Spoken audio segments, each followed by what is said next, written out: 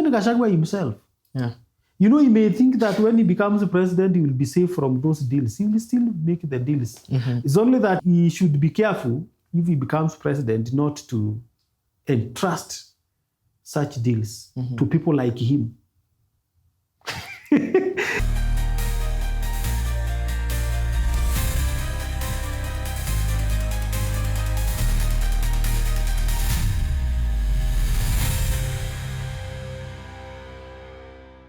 My name is Michael Iganjo, and this is the Political Oracle, a segment of the Talk Chat podcast.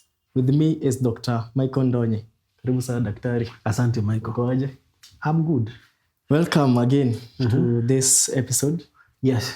And recently, former Deputy President, Rigathi, as many call him, he made some key revelations against President Ruto.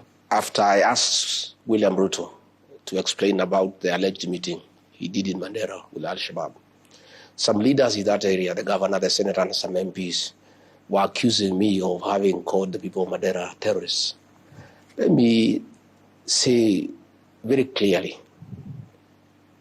the people of Mandera are very innocent, and they have nothing to do with these accusations. The accusations are against William Ruto, not the people of Mandera. William Ruto pays Parliament for anything that he wants to happen. The finance bill, he paid members of Parliament 200,000 shillings.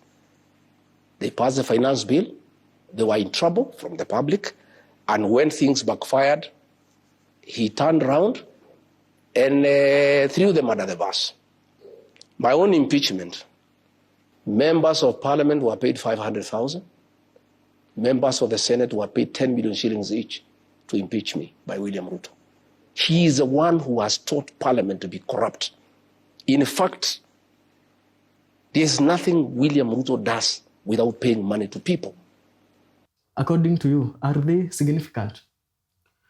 And how? Yeah, I think it's something that we need to start discussing because much of the revelations that are made by Gachagua against William Ruto, sometimes we criticize them. I remember one time we said, which was true, that if you give someone secrets and then later they reveal them when you are not together, that is first of all a weakness of the person. It means first of all you did not have a friend in the first place. Because a wise friend and a good friend is not supposed to disclose some insider information, especially when you are not in good terms. Yeah. And I remember I said that that is just like in a relationship. Unaingia kwa mahusiano na mtu, munakosana. Maturity says you are just supposed to leave it there. Protect their privacy. Yeah. Don't go now posting photos on social media and that kind of, and exposing to the world. That's not maturity. It's still in politics. When you have had the most deep secrets with someone in politics and then when you are not together, they reveal them, it does not show maturity. But now forget about that because that is in relation to the persons of Gachagua and William Ruto. Let's come on this other side. What benefits do we accrue from such kind of people? Remember, there is nothing that is totally bad or totally good. Everything has got its advantage and a disadvantage. So we can look at the advantages of such revelations going forward. And remember, it is not only Gachagua. When J.B. Muturi was also out of government, he came and the first thing he said William Ruto is irredeemably corrupt. Is he corrupt? Who? William Ruto? Absolutely. Okay. Very. Yes. Irredeemably. Okay. Corrupt. And he went ahead to give personal accounts, detailed accounts of the day and the time this was happening and that, which painted William Ruto in a negative way. Yeah. But what we forget also on the other side, it also paints them as people who cannot be trusted in the future. So if you end up with that kind of a person in the future, any president will end up hiring them. They will be very careful when they are giving them insider information. But such information is not always bad. It is actually to the benefit of the country. and democracy. So there is an advantage when we get to know what is happening in the country. And that is within the government structures. And that is why what we call investigative journalism is good. Why we say that is because in around 1972, early 1970s, there was a president in the United States, President Nixon. The case is called Watergate scandal. The Watergate scandal was born of some people giving revelations that they are supposed to protect in the government. But they ended up saving the country from what we can call insider politics that can cause more harm than the process of getting that information. Remember, investigative journalism usually uses some principles which are not considered ethical. For example, using hidden camera, hiding the witnesses, very many of them. But we usually say the downside of such process is smaller compared to the good that the society gets to know. We get to know the truth, we get to know the insider information that benefits the community, the exposés that benefits the society. So when Rigathi gives some very deep, secretive information regarding his former boss, it is bad to him, okay? But for the democracy of this country, that information is very good going forward. It is going to define the kind of leadership that Kenyans want in the future. It is also going to make leaders more careful when they are dealing with issues that touches on wananchi, especially those which they wish that they will never come to light. Because some of this insider information is not something that they would have wished that it comes to the public domain.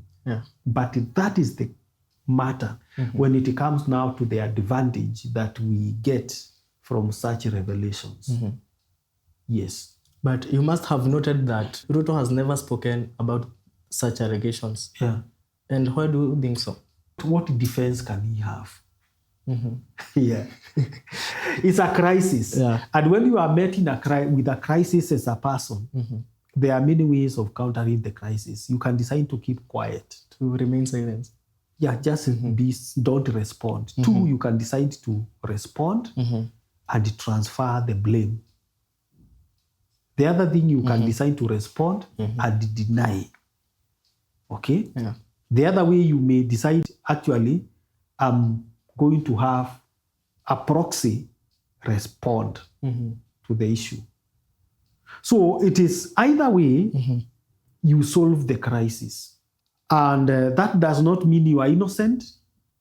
It does not mean you are guilty. But it gives the country the insider, what we call the raw underbelly of what happens behind the scenes in politics. The political deals that our leaders do. Even Gachagua himself. You know, he may think that when he becomes president, he will be safe from those deals. He will still make the deals. It's only that he should be careful if he becomes president not to entrust such deals to people like him. Because they will... that is it. Do such revelations compare to other historical political scandals in Kenya? Those revelations have been there. That is what took Githongo out of this country. If you know about Githongo, by then he was actually the anti-corruption Caesar.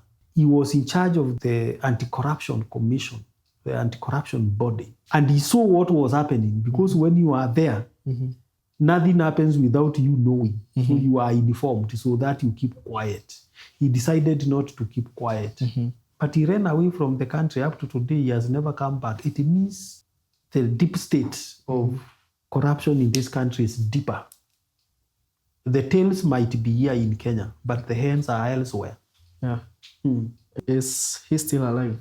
Yes, Githongo is still alive and kicking. Actually, he has one good publication. We call it The Elephant.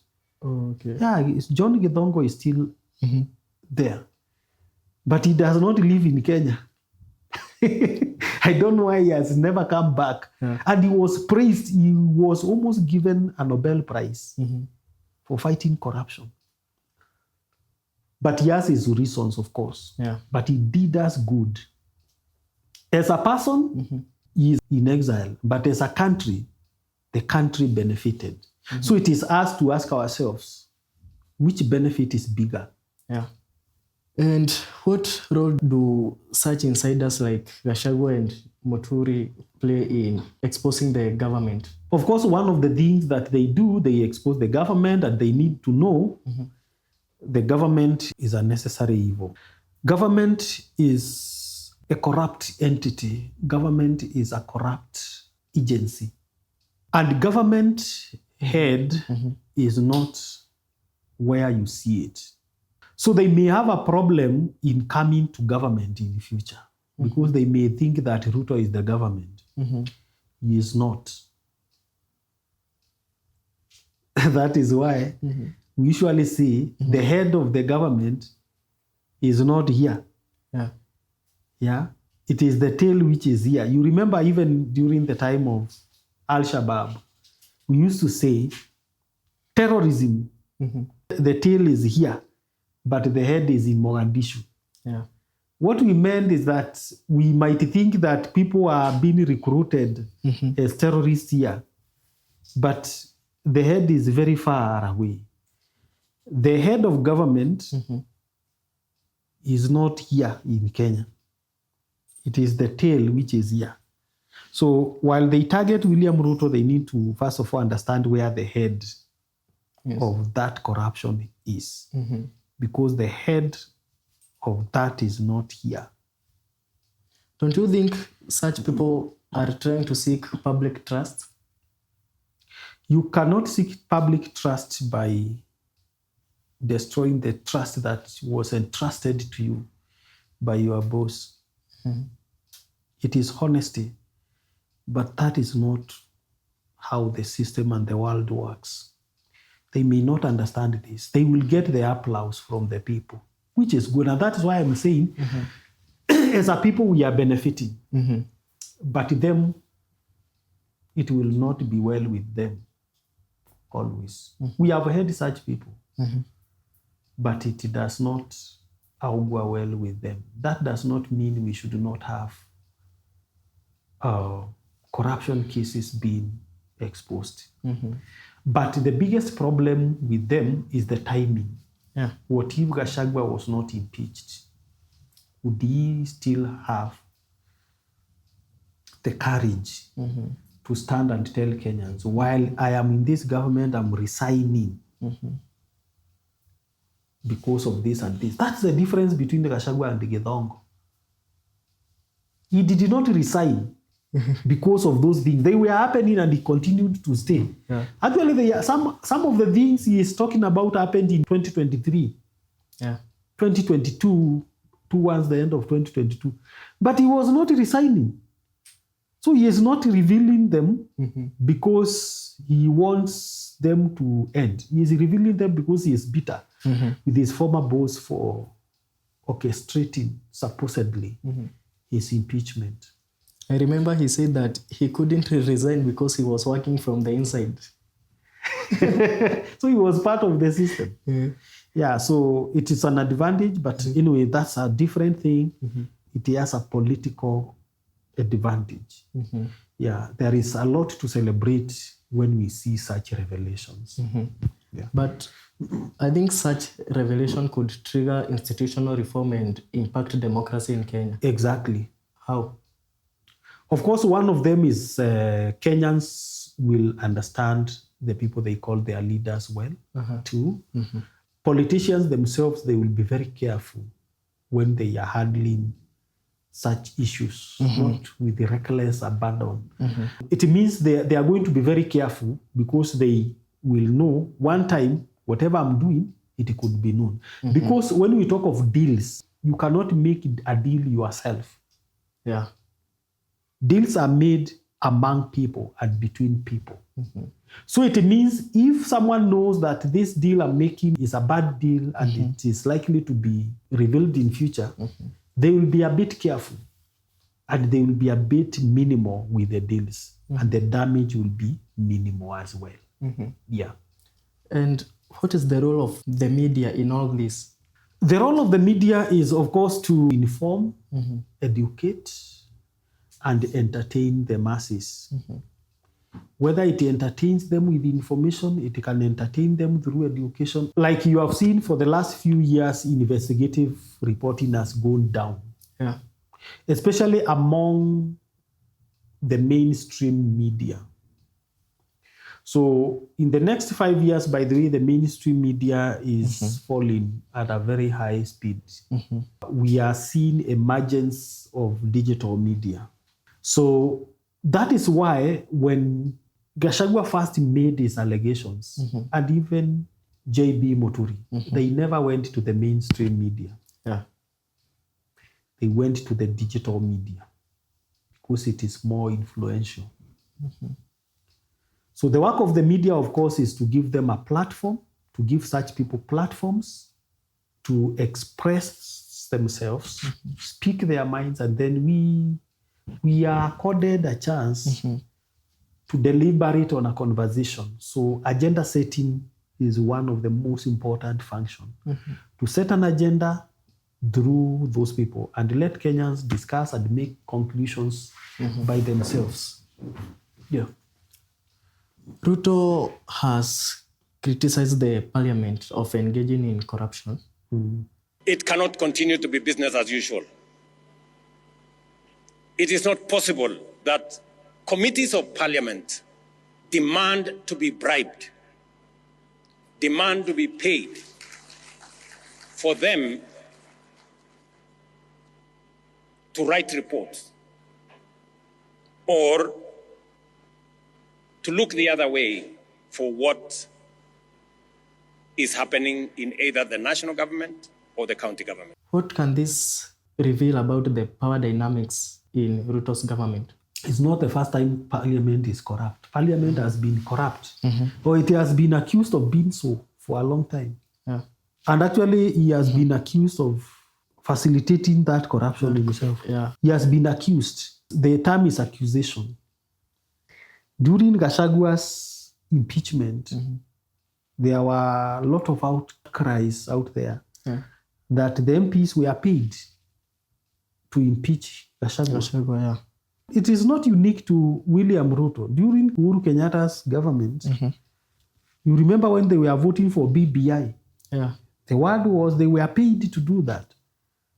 So we have known parliament, and it is even during the time of Mwai Kibaki. That is when actually MPs were labeled MPigs. It's because they were concerned with the transaction. They were more transactional than legislative. Yeah. So their relationship with the executive is transactional.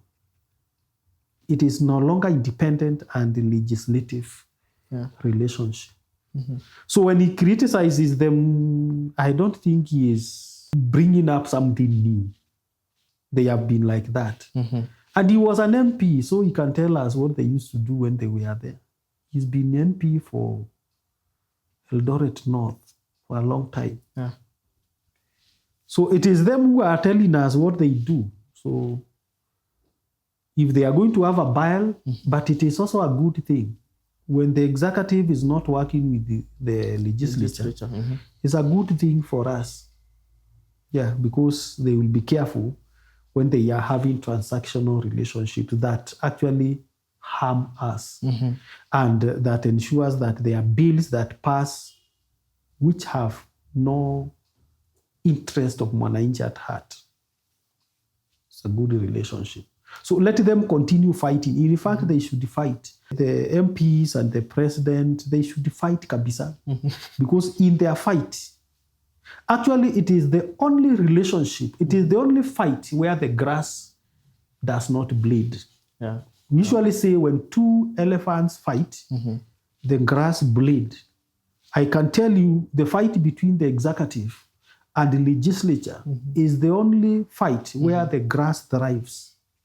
So let them fight and then let the war continue. Yeah.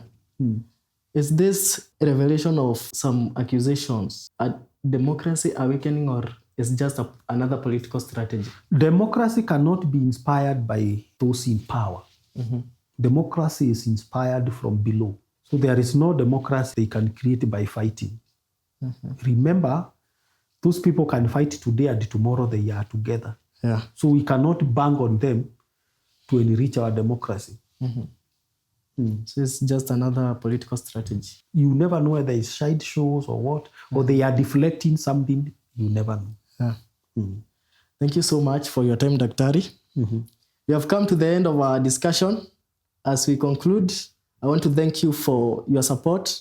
If you have not subscribed to this channel, please do so for such discussions. Until we meet again, bye-bye.